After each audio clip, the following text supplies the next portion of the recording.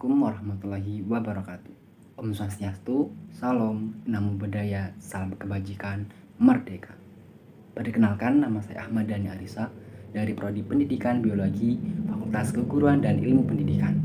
Saya di sini akan membacakan rangkuman mengenai tugas dari Bapak Doni selaku dosen pengampu mata kuliah Pendidikan Pancasila di Universitas 17 Agustus 1945 Banyuwangi. Lahirnya Pancasila. Pidato pertama Pancasila diucapkan Bung Karno tanggal 1 Juni 1945.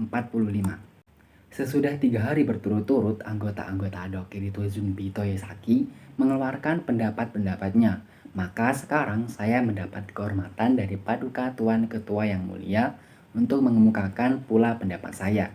Saya akan menepati permintaan Paduka Tuan Ketua yang Mulia. Apakah permintaan Paduka Tuan Ketua yang Mulia? Paduka Tuan Ketua yang Mulia minta kepada Sidang Dokirito Zunbi Toyosaki untuk mengemukakan dasar Indonesia. Dasar inilah nanti akan saya kemukakan di dalam pidato saya.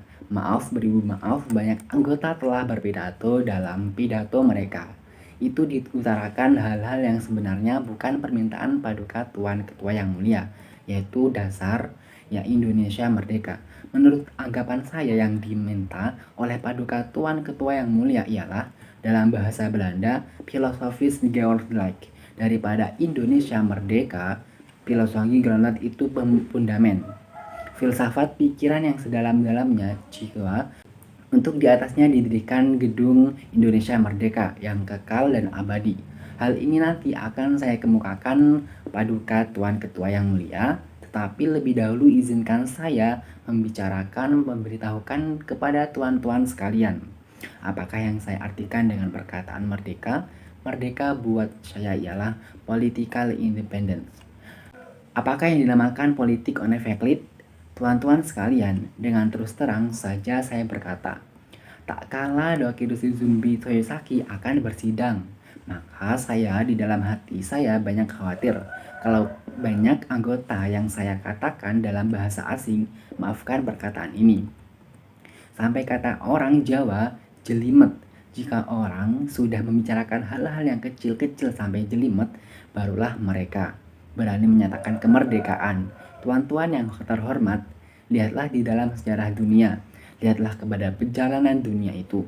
Banyak sekali negara-negara yang merdeka, tetapi bandingkanlah kemerdekaan negara itu sama lain, samakah isinya, samakah derajatnya negara-negara yang merdeka itu. Germania merdeka, Saudi Arabia merdeka, Mesir merdeka. Namanya semua merdeka, tetapi bandingkanlah isinya. Alangkah bedanya isi itu jika kita berkata sebelum negara merdeka, maka harus lebih dahulu ini selesai itu selesai. Itu selesai sampai jelimet, maka saya bertanya kepada tuan-tuan sekalian, kenapa Saudi Arabia merdeka? Padahal 100% dari rakyatnya terdiri dari kaum Baduy yang sama sekali tidak mengerti hal-hal atau itu. Bacalah buku Armstrong yang menceritakan tentang Ibnu Saud.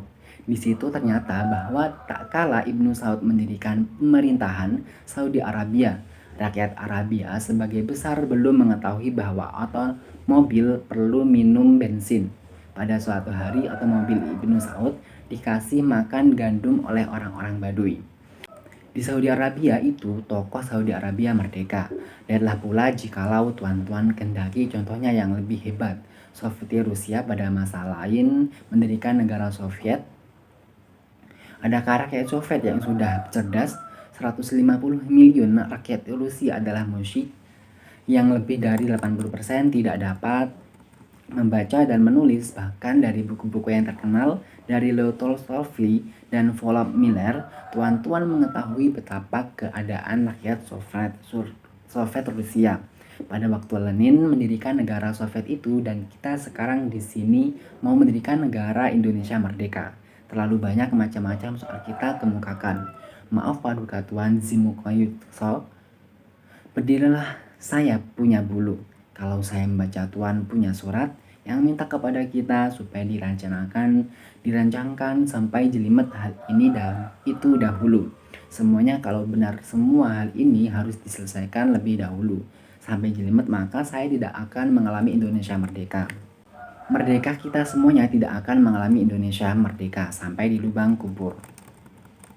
Saudara-saudara, apakah yang dinamakan merdeka di dalam tahun 33? Saya telah menulis satu risalah yang bernama Mencapai Indonesia Merdeka.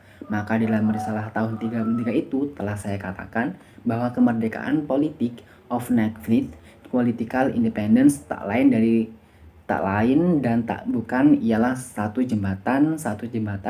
Saya katakan di dalam kitab itu bahwa di seberangnya jembatan itulah kita sempurnakan kita punya masyarakat. Ibnu Saud mengadakan satu negara di dalam satu malam.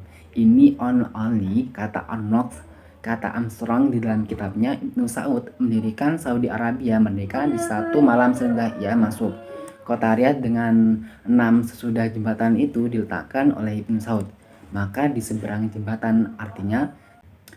Kemudian daripada itu Ibnu Saud barulah memperbaiki masyarakat Saudi Arabia. Orang yang tidak dapat membaca diwajibkan untuk membaca. Yang tadinya bergelandangan sebagai nomaden, yaitu orang Baduy, diberi pelajaran oleh Ibnu Saud.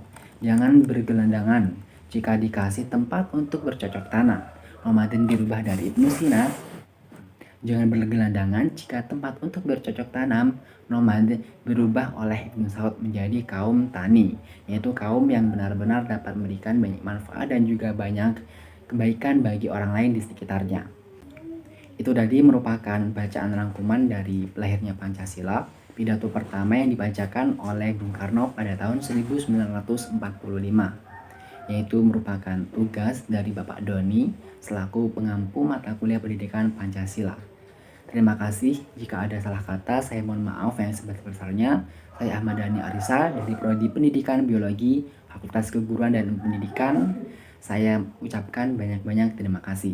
Wassalamualaikum warahmatullahi wabarakatuh. Merdeka!